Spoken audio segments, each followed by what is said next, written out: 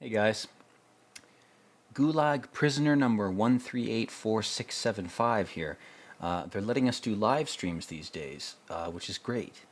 It sort of gives me a break from the gruel and the beatings. It's really nice.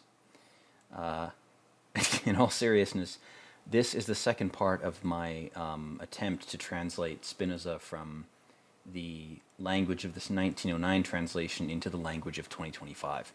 So, if you, if you haven't watched my last video, basically this is just my interpretation of Spinoza. It's not objectively correct. I'm not a philosophy student. I'm not a student of Spinoza. I'm sure there's a whole field of study, or several fields that involve his works and his ideas. All I'm doing is I'm interpreting his ideas the way I see them from this book. So, where we last left off, Spinoza had made a point. He was sort of defining his terms about temporality and how temporality interacts with his notion of God. And his notion of God is dependent upon God being some sort of infinite entity or a representation of mathematical infinity. Again, by our standards, it's kind of hard to pin down what exactly he was saying, but I do still love this translation because it's so overly specific. Like Spinoza seems to be going to every length to try to clarify what he's saying, and just because he's using archaic or old-fashioned language, I don't think that diminishes his effort. It's why I love this translation. It's why it had an effect on me, because his argument was so divided up and spread out that I could suss out what he was trying to say. So let me try to express that to you for free. So the next section, after Spinoza's 8 points, which we covered in the last video, is a section called axioms. So axiom number 1 goes like this. Everything which exists either in itself or in something else. So I guess what Spinoza is trying to say here is that there are things that don't depend on relationality, they don't depend on difference or difference. There are things that just exist. And then there are other things that are dependent on comparison with other finite things. Because if a thing exists, it has to be finite. Spinoza's established this. If there's a single blade of grass, even if you clone that blade of grass and you put it right next to the original, the wind is not going to hit those two blades of grass the same. They're going to respond differently to chaos, to forces of nature, etc. And what Spinoza is saying is, well, yes, those two things exist. There are things that define themselves by not being another thing. But there's also a category of thing which does not rely on that type of differentiation. There are certain things that don't need to be compared to other things to define themselves. There are certain things that exist, as he puts it, in themselves. So, essentially what that second category refers to is things like God, or things like infinities, which may not be equivalent to God according to Spinoza, but at least they don't rely on finitude. It might be that there are infinite sets that rely on other infinite sets to define themselves and define their existence. To actually be able to exist, they have to have mirrors, they have to have pseudo-equivalent infinities to compare themselves to. And in that sense, I suppose Spinoza could be suggesting that there are certain infinities that exist within themselves to the extent that they only require other infinities, which are not as specific as finite things. So again, this goes back to mathematical shit that I don't fully understand, so if I'm being a retard, I'm being a retard. But my interpretation of this from a linguistic, language, humanities perspective is there are certain mathematical infinities that can be divided up, but even if you divide them up, you can divide infinity by infinity. You can get other infinities from base infinities, or from progenitor infinities, from sets of numbers that have different limit sets. And if that's the case, then there is a certain kind of differentiation, but it's not the same thing as the differentiation between finite things. There's a different kind of differentiation. And the way Spinoza, I think, is trying to characterize that is he says, well, there are certain things that can exist within themselves to the extent that they don't need as much mathematical validation. They don't need as much division into finitude. There are certain things that are closer to God or closer to infinity. That's the way I interpret this. I could be wrong. But in any case, that seems to be what he's trying to say in point 1 of these axioms. And again, these axioms are separate from the 8 defining points that Spinoza makes in the previous video that I covered. So he made 8 points in the last video. This is a different set of points. These are axioms. So axiom 2, Spinoza says, that which cannot be conceived through anything else must be conceived through itself. Now this is the part of this argument that bugs me, because it relates to the prime mover argument that I talked about in my last video. So Spinoza is arguing implicitly through this phrase that God should or could or must exist because Spinoza has categorized 2 types of things which must rely on other things to define themselves. And again, this goes back to Derrida and a lot of the French philosophers from the 70s, the French linguistic and literary critical philosophers, who relied on differentiating linguistic terms, like a tree is not a rock. It's gross oversimplification, but that's what they were arguing. They were arguing that 2 finite things are different because they're different. They actually rely on their existence or their self-constitution because there's something that isn't them that's outside of them. And if you've ever heard leftist arguments about, like, oh, the other, like, that's what those arguments are referencing. They're referencing philosophical axioms and bases that have nothing to do with politics, and they have nothing to do with race or religion. What they have to do with is finite objects, ideas, or constructs.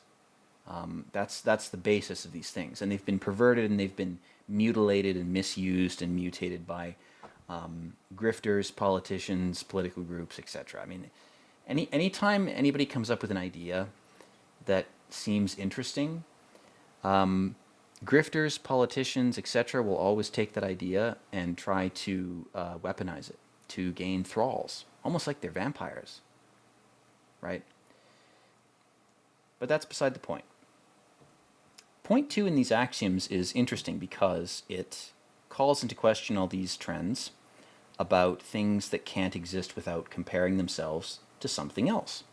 Like, again, a rock is a rock because it's not a tree. So it's a very basic precept or premise that, again, a lot of much later authors have used to make arguments that are totally different in their context. Like linguistic authors and critics have used these arguments to justify their opinions. But Spinoza, again, he's talking 400 plus years ago, and he's not talking about language. He's not talking about objects. He's trying to get to the deeper root of those things. He's talking about ideas. He's talking about concepts purely, or he's trying to talk about them purely, which is an admirable effort, even if he fails. Imagine trying to do that and then getting your life raped out from under you by a bunch of rabbis. So what Spinoza is trying to say in point 2 is there are 2 types of things, or 2 types of entities or constructs, one of which relies on its own implicit existence to define itself, and another which relies on comparing itself to something else. And I think that this goes back to the 8 points that we talked about in the last video, where Spinoza is saying, well, there's infinite things and there's finite things. And yes, you can divide infinities into finite things. Yes, you can divide infinities into lesser infinities, which is maybe not something he was specifically implying, but I think that his language allows for that interpretation. And given what math has discovered since his writings, it's interesting to retroactively apply, you know, in a what's the term? In an anachronistic way, you know, where I'm not obeying the linear progression of time by saying, well, we should interpret Spinoza according to our current discoveries of math. Then we can reinterpret him. That's generally a bad idea, especially if you're a historian. You should not interpret history using political or social norms or even political discoveries or scientific discoveries from the present day, because you're going to misinterpret the information that you're accessing from the past.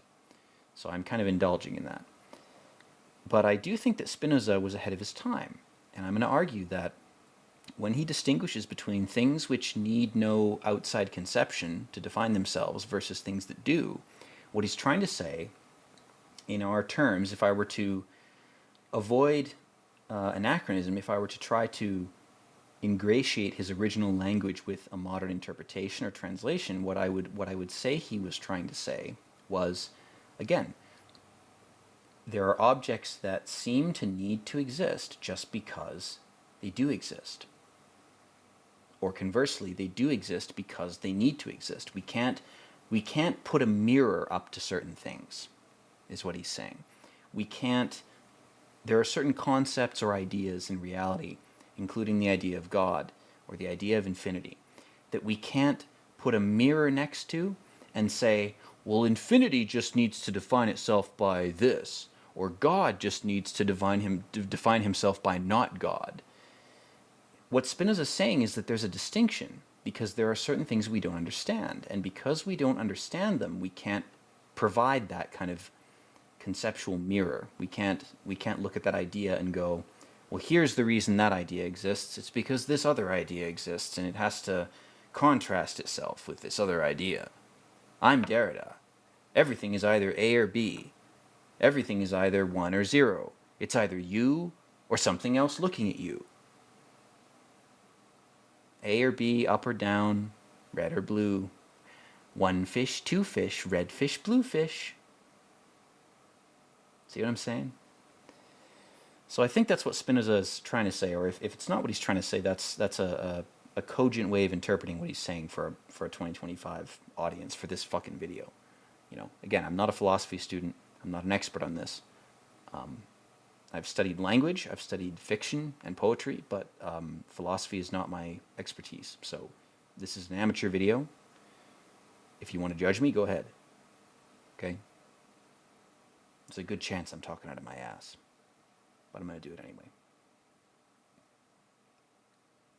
So let's move on to point number 3 of the axioms. Spinoza says, from a given definite cause, an effect necessarily follows. Cause and effect. Pretty straightforward. And on the other hand, if no definite cause be granted, it is impossible that an effect can follow. Again, that seems pretty logical. You know, you can talk about quantum events and all sorts of weird shit, but again, 400 years ago, I'm going to give the guy a break. Right? What he's saying seems to make sense. If there's no definite cause, and definite is important. He uses the word definite. This translation, you know, draws from the Latin, characterizes Spinoza as having said definite. But you know, you could interpret that as specific. He's saying that there has to be a specific cause for every event, and that's again something that Newton was writing about around the same time, if I'm not mistaken. It was maybe 50 or 75 years forward or backward from when Spinoza was writing, but Newton was formulating the thermodynamic laws around this same time. It'd be an interesting thing to contrast Spinoza with Newton, because Spinoza seems like he's entertaining spiritual ideas logically, whereas Newton, from what I've read of him, he seems like he's entertaining logical ideas spiritually. So it's kind of like they're mirrors of each other, like they're contrasting people. Like their ideas should probably be talked about in relation to each other. Newton and Spinoza. Maybe they're the two halves of the greater whole. Maybe that's a secret.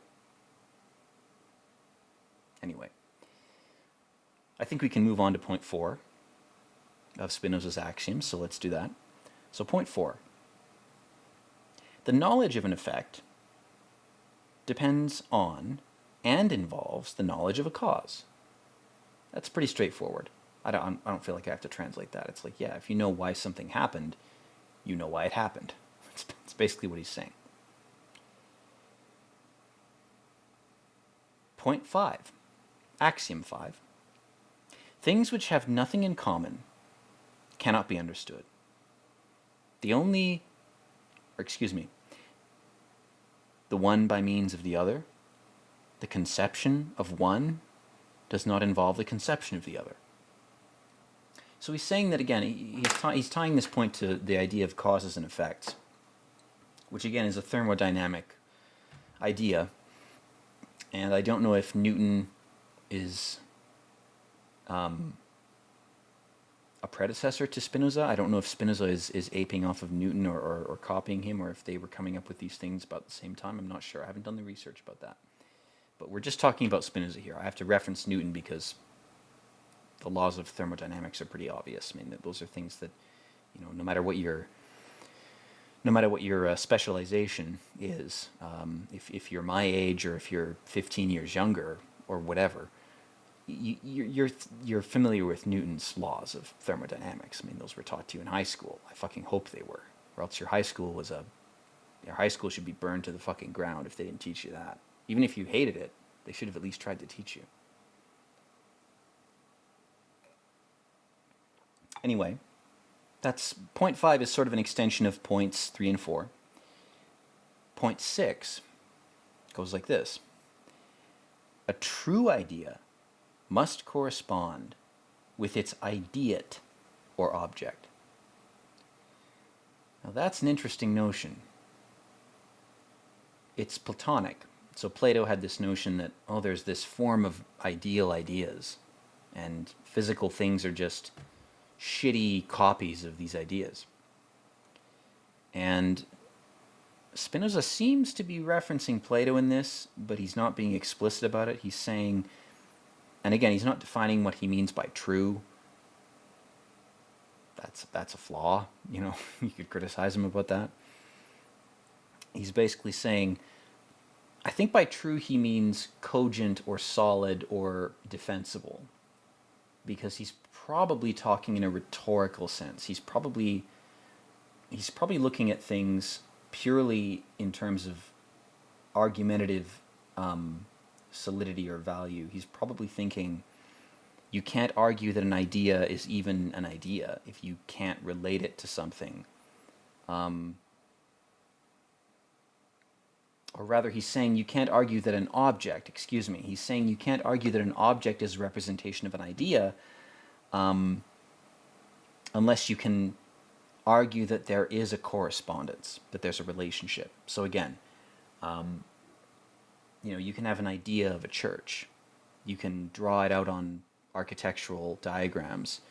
But if the church doesn't ever exist, if it never gets built, if the diagrams get burned, if they get destroyed, if they get washed away in a river, then the object has no connection to its idea, and that's due to physical forces. That's maybe an unfair example. I think what he's more so trying to say is that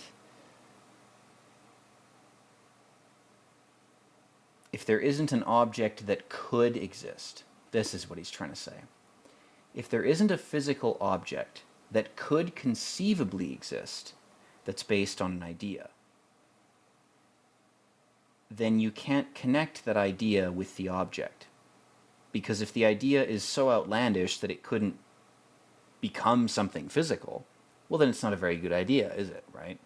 I'm going to imagine a sphere that's the size of my head, but also the size of my balls.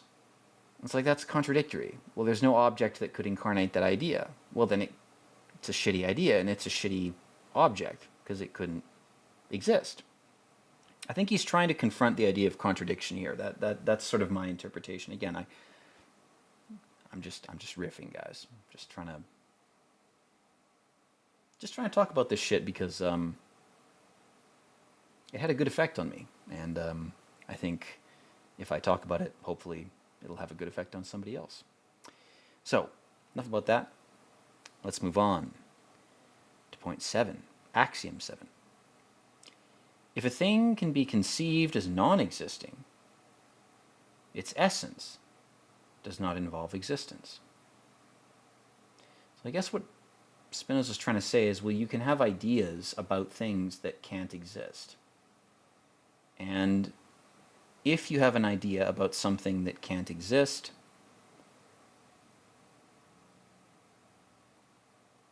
that's not what he's saying. He's saying if you think there's something that shouldn't or couldn't exist or can't exist, then your conception of that thing involves the idea of its non-existence. Now, this is something I think, it's hard to unpack this. So basically what he's saying is,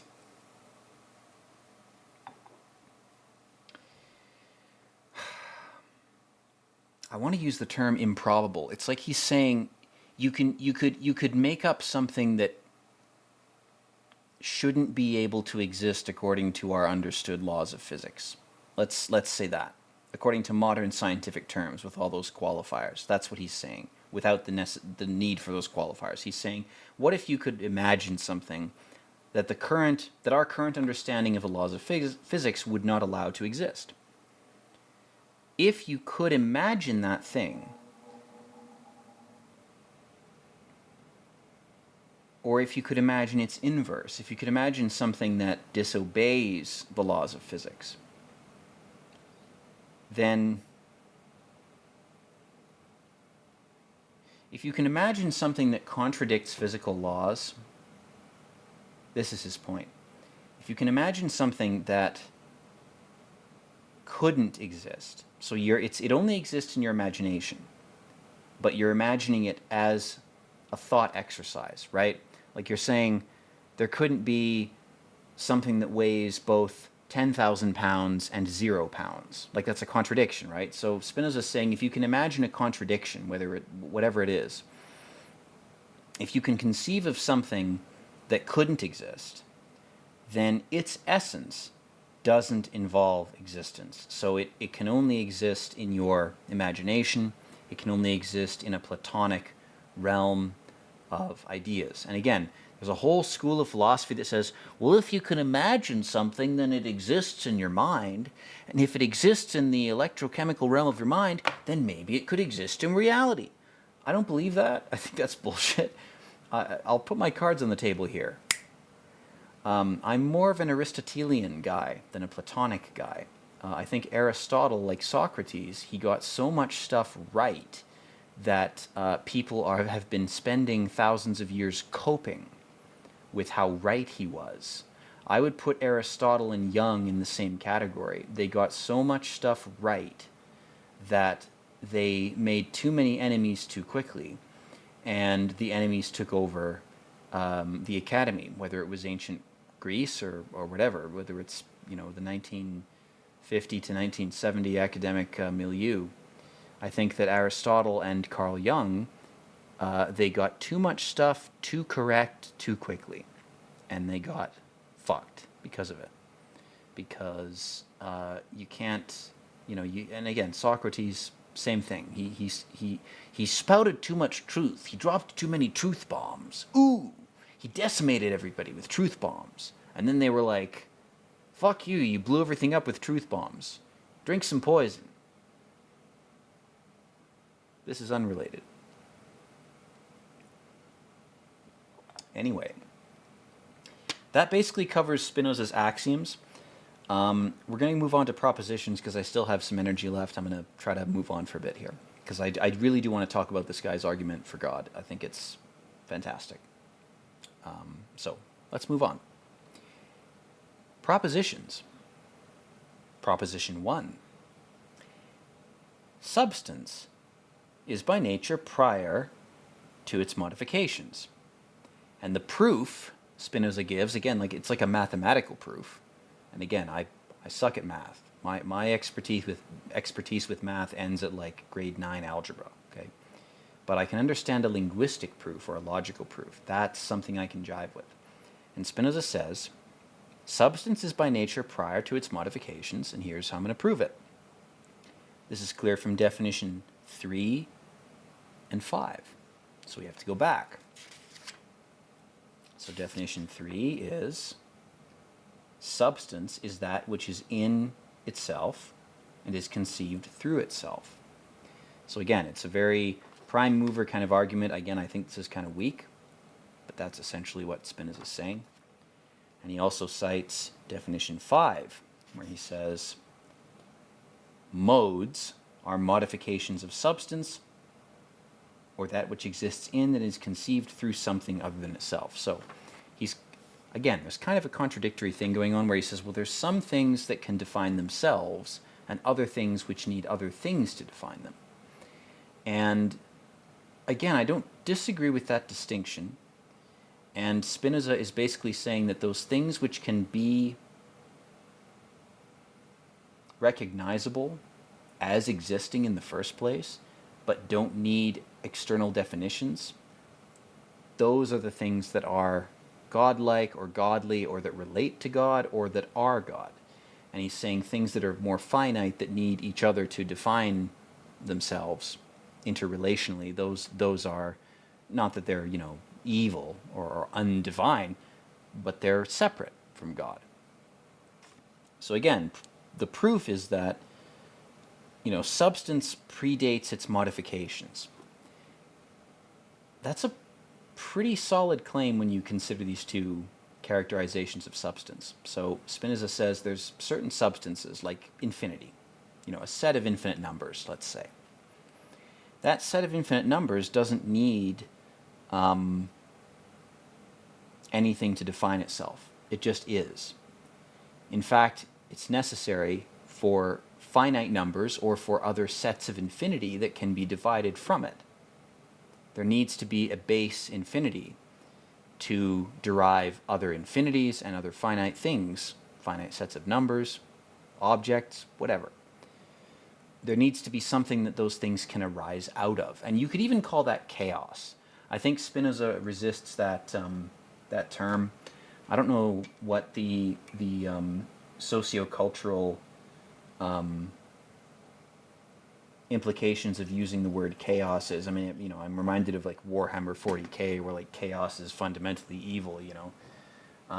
Chaos is necessary for order to exist. Order could not exist without chaos, which is why I love Spinoza, because I think he's arguing that. He's arguing that infinity is equivalent to chaos in some sense, and that you need something that is not divisible into finite things in order for finite things to be paradoxically derived from it. So again, mathematicians, comment below. But again, this proof that he provides in this first proposition, referencing definitions 3 and 5, is basically, he's like, well, substance is potentiality.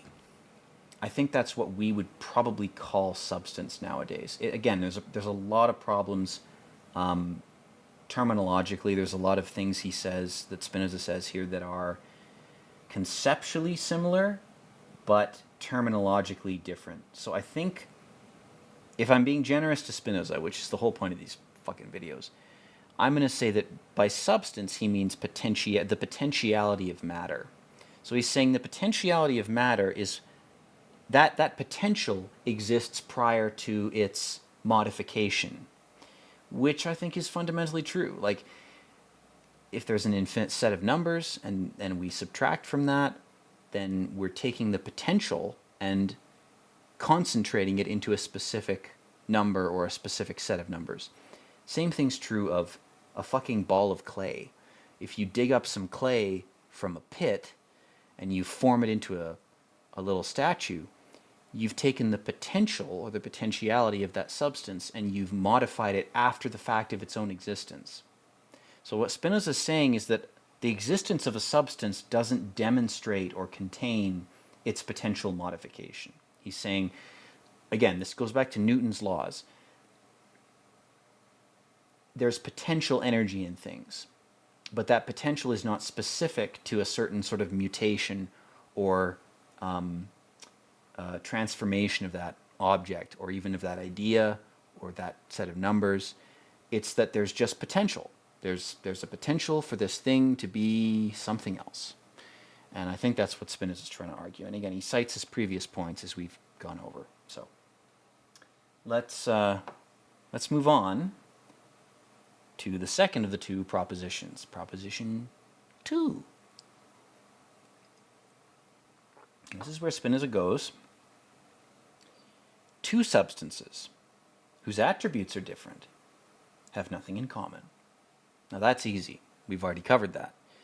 Even if you have two perfectly cloned photons from some super collider that has the radius of a whole galaxy, so it can reproduce the conditions of the Big Bang. It's perfect. It's science fiction madness. It's genius. It's alien. It can create two photons using the same conditions. They're still going to have some subtle difference at the end of the day. They're going to move differently. They're going to interact with the void differently. They are going to be different. I agree with that. That's why I love Spinoza. Is a lot of his arguments, they don't take into account, obviously, our technology nowadays, but their logic penetrates time in a way that further proves its validity. Because it's just about thinking correctly.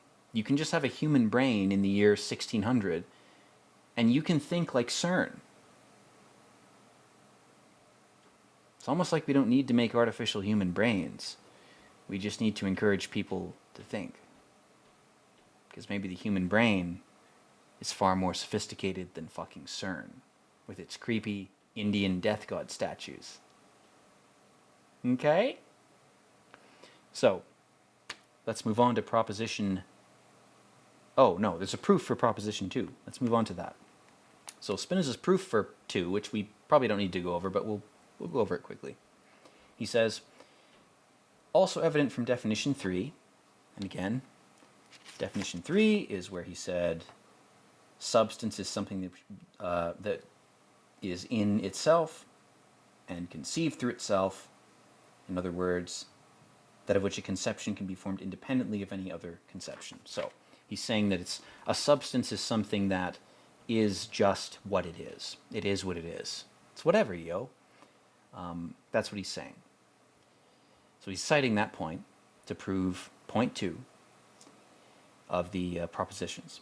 And he's saying, for each must exist in itself and be conceived through itself. In other words, the conception of one does not imply the conception of the other. So he's contradicting this kind of relational necessity between finite things, where things are finite, again, by virtue of their ability to be compared to one another. And he's reiterating and reinforcing a point that we've already established. I established it in the previous video when I talked about the third definition, but Spinoza is reiterating it here because the point he's making in Proposition 2 about substances, about two substances which attributes are different, have nothing in common. He's over-clarifying things, but I think that's useful. And I like these old translations because they preserve the redundancies. They preserve this effort by the author to clarify what he's saying. And that's much better. I'd much rather have some redundant points and some repetition than I would some vague-ass, convoluted kind of articulation of the same ideas. It's fine to reiterate your points. People don't do that enough. In fact, it opens you up to criticism when you don't clarify your points. So, again, that's what Spinoza's trying to do here, I think. So, proposition 3, he says, things which have nothing in common cannot be... Things which have nothing in common cannot be one the cause of the other. Okay, it might be a misprinting or a mistranslation. Basically what he's saying is, he's saying that infinity has to cause finite things. Finite things cannot produce other finite things. Which again, kind of controversial. I don't know if I agree with that. Same thing with the pole prime mover type of argument. But I think what Spinoza is trying to imply is that the generation of any unique configuration of matter or energy, it comes from the same place, because even a set of infinity divided away from God, which is the ultimate set of infinities, the infinite set of infinities, it's still going to have a limit because you've separated it from infinity.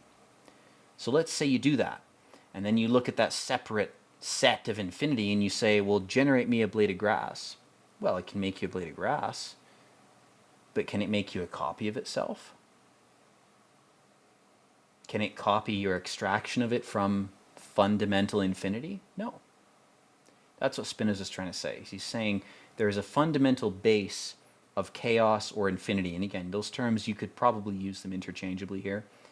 But Spinoza is arguing that there is a fundamental base that all things are extracted from, or derive themselves from, or rise up from, or are created from. Again, use whatever verbiage you want.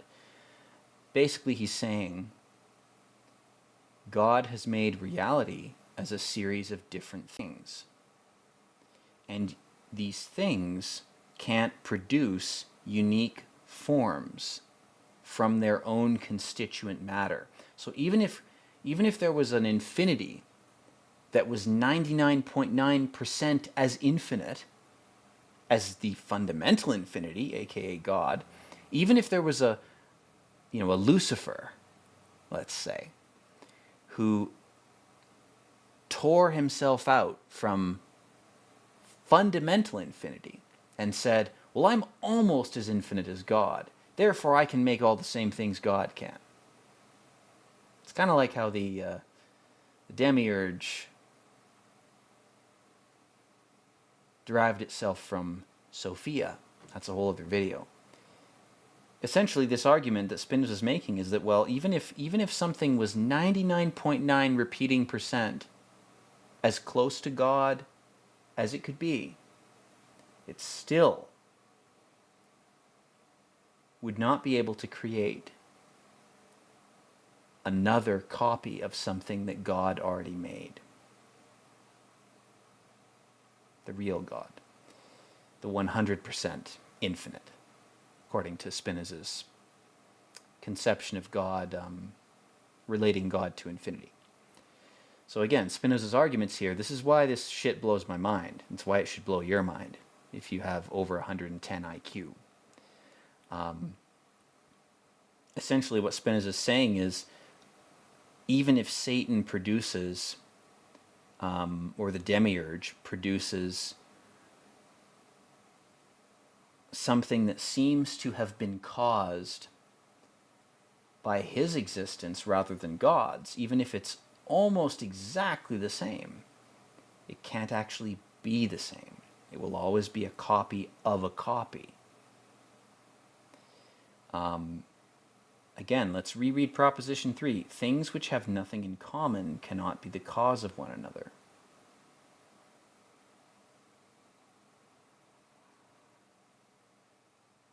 So if Spinoza's conception of God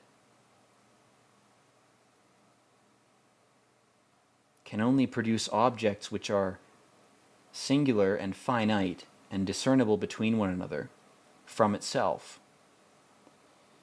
then even if there was an object that was produced or extracted or fled from God, that was almost as godly as God, it still couldn't produce objects that were or could be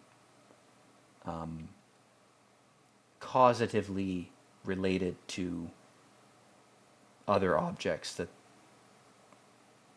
that force produced. I want to clarify this because I feel like it's hard to describe this. It's hard to put it into words. Let's read it one more time. Things which have nothing in common cannot be the cause of one another. So,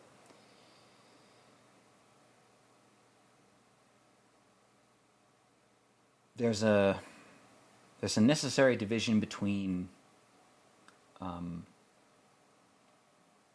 sort of divine infinite and what it produces, first of all. Those things have things in common, but I think, given Spinoza's previous points, that what I've been trying to argue is that if, according to Spinoza's previous definitions, you can't have an object produce something else that has nothing in common with it, then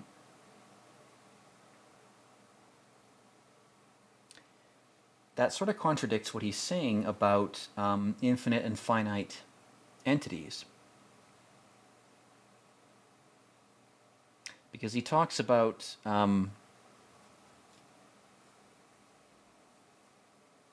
things which can only be conceived of through their own necessity to exist. And that necessity predates the existence of things that are dependent upon their existence. So something infinite has to exist first before something finite. And so this point about